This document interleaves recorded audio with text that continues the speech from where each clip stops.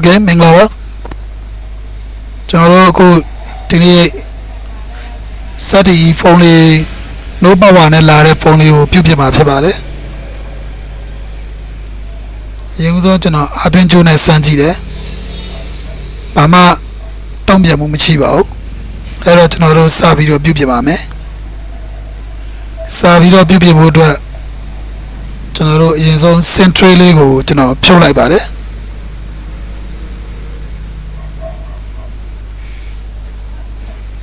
စင်တွဲလေးဖြုတ်ပြီးဆိုတာနဲ့ကျွန်တော်တို့နောက်ဘုံခွာပါမယ်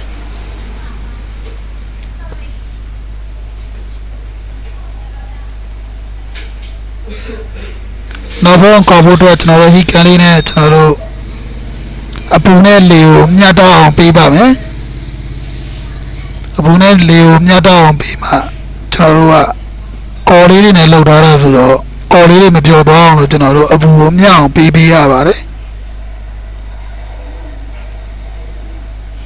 အလဲတွေကိုတော့မပေးပါနဲ့ဘာဖြစ်လို့လဲဆိုတော့ဘက်ထရီတွေအပူကန်ပြီးတော့ဖောက်ပွင့်တတ်ပါတယ်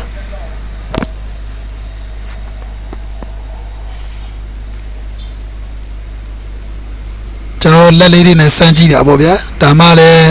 အရန်ပူနေရဆိုရင် circuit တွေထိမှာဆိုလို့ပါဘက်ထရီတွေကိုထားပြီးတော့အနေရဖြစ်မှာဆိုလို့ပေါ့နော်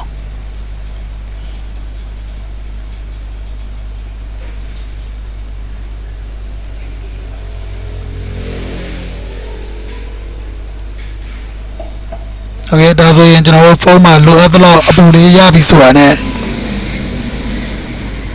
ကျွန်တော်တို့စပြီးတော့ခွာပါမယ်ကျွန်တော်ကလော်ဒန်လေးနဲ့ကျွန်တော်အသွင်ကောင်းပေါက်ကနေထိုးကြည့်လိုက်ပါတယ်နောက်တော့ကျွန်တော်တို့350စီးရီနဲ့ကျွန်တော်ဖြန်းလိုက်တယ်ဖြည်းဖြည်းချင်းစီခွာပါမယ်ကော်လေးတွေကအပူကမနက်ပိုင်းလောက်ထားတာဆိုတော့နည်းနည်းလေးအေးနေတဲ့အတွက်တိုက်ပြီးတော့အဆင်မပြေဖြစ်နေပါတယ်ကျွန်တော်350စီးရီလေးအခုနဲ့ပြန်ပြီးတော့ခွာပါမယ်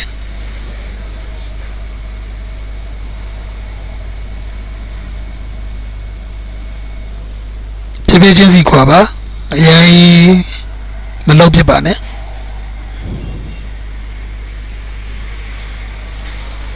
ဘာဖြစ်လို့ဆိုတော့ကျွန်တော်တို့ဖိနာမှာ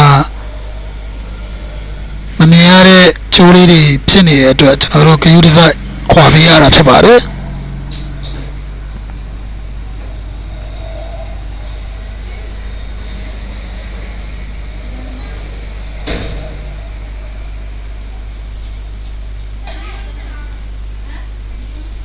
โอเคကျွန်တော်တို့လိုအပ်ရင်ဆေးရည်လေးတွေကူပေးပါဆေးရည်ကိုမနှမျောပါနဲ့ကျွန်တော်စတင်ထုတ်တာမဟုတ်လက်ထုတ်တာယူပြီးတော့ထုတ်ပြရပါတယ်ကျွန်တော်ကစတင်နဲ့ဖြုတ်တာမဟုတ်ဘူးလက်နဲ့ဖြုတ်တာဖြစ်တဲ့အတွက်ဂရုတစိုက်လေးတော့ဖြုတ်ပြီးမှရပါတယ်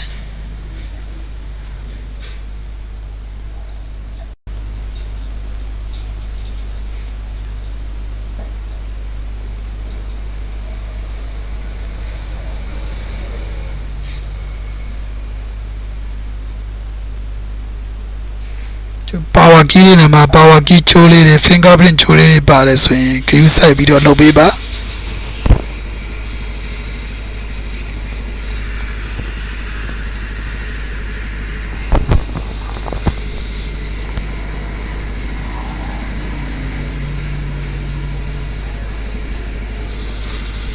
စိတ်ရှိထားပြီးတော့လုပ်ပေးရမှာဖြစ်ပါတယ်နောက်ဘုံလေးခွာတယ်ဆိုပြီးတော့ဂရုတစိုက်မလုပ်ဘူးဆိုရင်ကျွန်တော်တို့နောက်ဘုံက class နဲ့ဆိုရင်ကွဲသွားနိုင်ပါတယ်ခေါ်ပြားလေးဆိုရင်ကျွန်တော်တို့ဆေးတွေပါသွားနိုင်ပါတယ်ဒါဆိုရင်ကျွန်တော်တို့ customer နဲ့စကားပြောရမှာဖြစ်ပါတယ်ကိုယ့်ဘက်ကအမှားမရအောင်လုပ်ပြီးမှအဆင်ပြေမှာဖြစ်ပါတယ်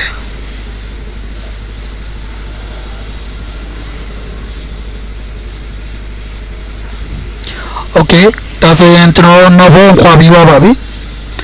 နောက်ဘုံခွာပြီးဆိုတော့ကျွန်တော်တို့နောက်ဘုံမှာအနာတရားတွေရှိလားဘာလားကျွန်တော်စစ်ကြည့်ရပါတယ်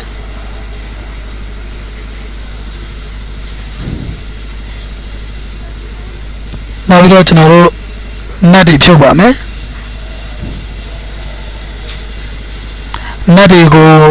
တ တေချာဖြုတ်ပြီးတော့စနစ်တကျထားပါသူနဲ့သူပြန်တက်ပေးနိုင်မှအဆင်ပြေပါမယ်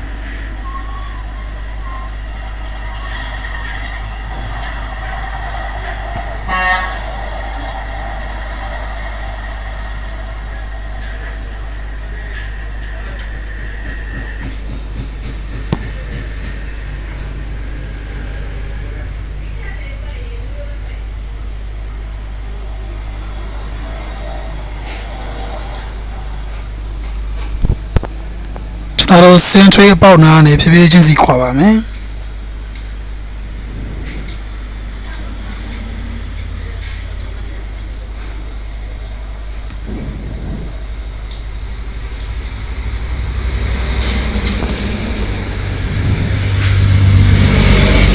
ဒီမှာကလစ်လေးတွေပါတဲ့အတွက်ဖြည်းဖြည်းချင်းစီခွာပေးပါဒါမှခွာရတာလွယ်ကူမှာဖြစ်ပါတယ်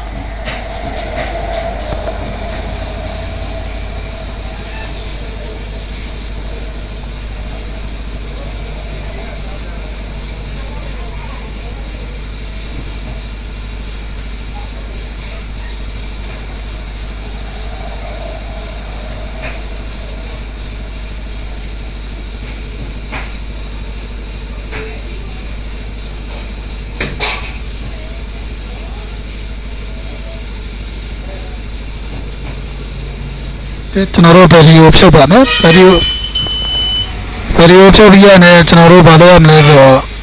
ဗီဒီမှာ voice ရှိမရှိကျွန်တော်တို့တိုင်းပါမယ် power novo အတွက်လိုအပ်တာကတော့ 3.9 to 4.2 volt ဝန်းကျင်ကြားဆိုရင်ကျွန်တော် power နိုးနိုင်ပါတယ်အဲဒီတော့အောက်နည်းနေရဆိုတော့ဖုန်းတစ်လုံးက power မနိုးနိုင်ပါဘူးအဲ့တော့ battery မှာအားရှိမရှိကျွန်တော်တိုင်းပါမယ်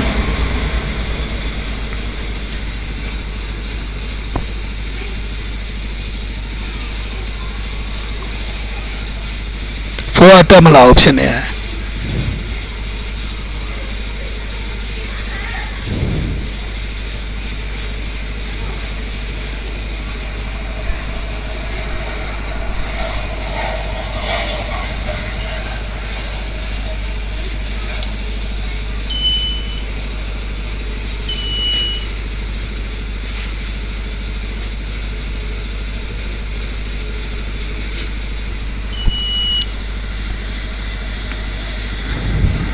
ကျိုးလုံးမလို့ကျွန်တော်စမ်းကြည့်နေတာပေါ့နော်ကြည့်ပြန်တိုင်းကြည့်မယ်ဘက်ထရီကို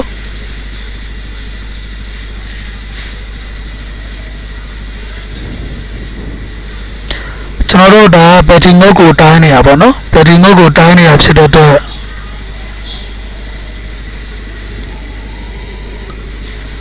ဒီဖုန်းမှာပါဝင်တဲ့ဘက်ထရီက4ရှိမရှိပေါ့နော်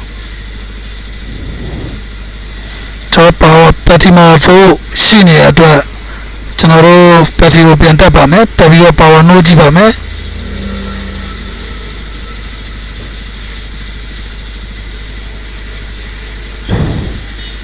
ဘာမှလှုပ်ရှားမှုမရှိတဲ့အတွက်ကျွန်တော် battery ကိုပြန်ဖြုတ်မယ်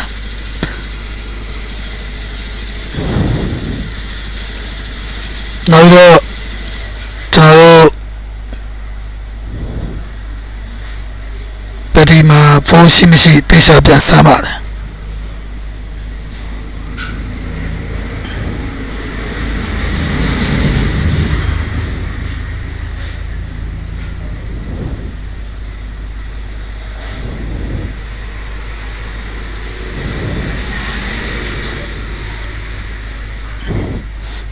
တော်အာသင်ကောင်းကိုအာသင်ကြည့်ပါတယ်အာသင်ကောင်းကနေကျွန်တော်တို့5ကိုထွက်မထွက်စမ်းကြည့်ပါတယ်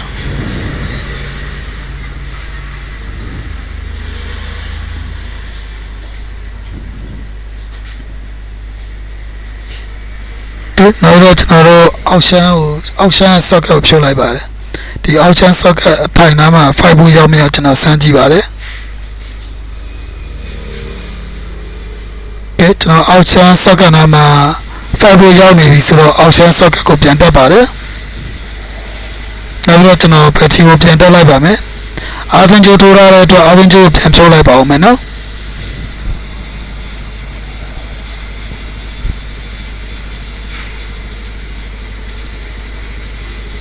နောက်အာသင်ကြိုးထိုးစမ်းကြည့်ပါမယ်အာသင်ပုံပြလာပြီဆိုရင်ဒါဖုန်းတစ်လုံးပါဝါနိုးလာဖို့90ရာခိုင်နှုန်းလောက်ဖြစ်လာပါပြီဒါဆိုရင်ဖုန်းပါဝါနိုးလာပါပြီနော်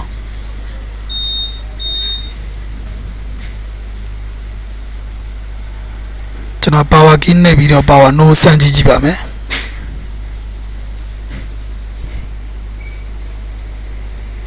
โอเคlogo တက်လာပြီ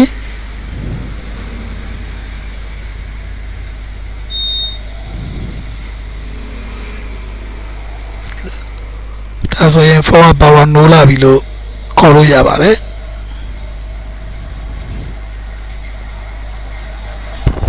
ကျွန်တော်တို့အခုဖုန်းမှာဆိုရင်ကျွန်တော်တို့အများကြီးစစ်ဆေး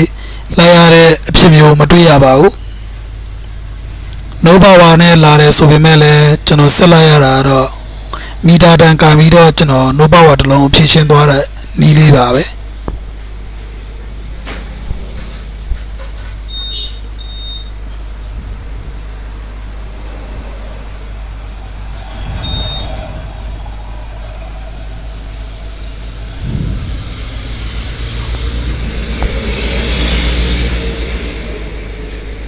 โอเคဒါဆိုရင်ဖုန်းကပါဝါနိုးလာပါပြီ79မှာရက်နေပါတယ်ကျွန်တော်အာသင်ကြည့်လိုက်ပါမယ်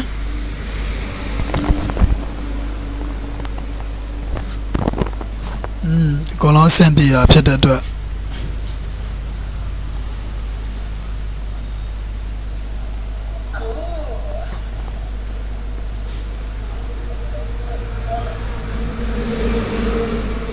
ဖုန်းပြီးတော့ပါပြီကျေးဇူးတင်ပါတယ်